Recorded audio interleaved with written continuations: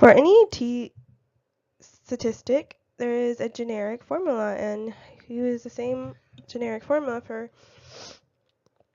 any of the three t-tests that we learned about. So we learned about the one sample t-test, the two sample independent t-test, and the two sample dependent t-test. And the generic formula is t equals the sample statistic minus the number in the null divided by the standard error.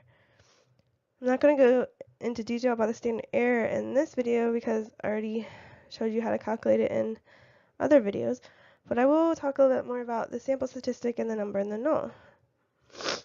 So for the sample statistic, if you're doing a one sample from the other phase, it's just going to be x bar, the mean. And you're only going to have one mean because you only have one sample.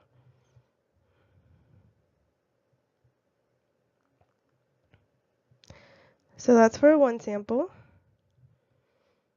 All right. For a two sample and dependent,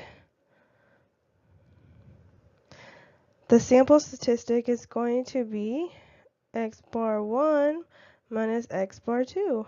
So it's a little bit different than the one sample, but not too much. We just have two separate sample means from two different groups, and we subtract them.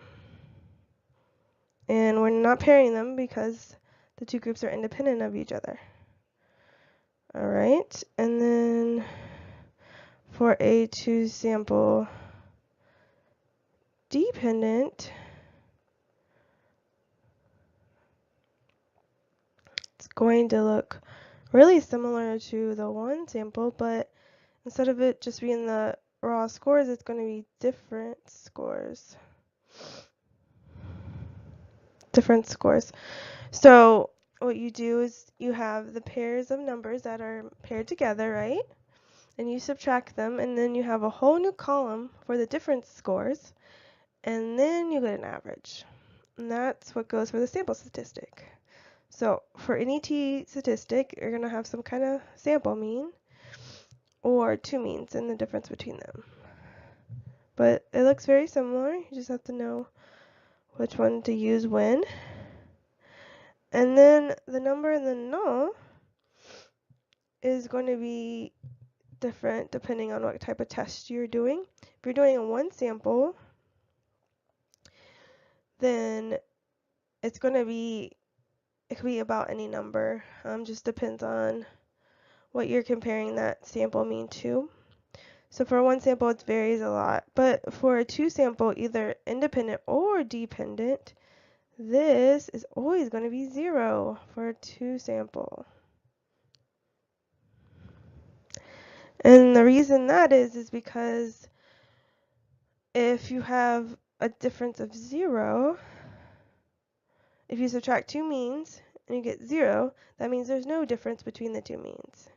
And that's what the null is. You're trying to see if there's actually a difference. So you're seeing if this number, this difference is different than 0. Because if it's different than 0, then that means there's actually a difference between those two sample means. And the same thing for the different scores.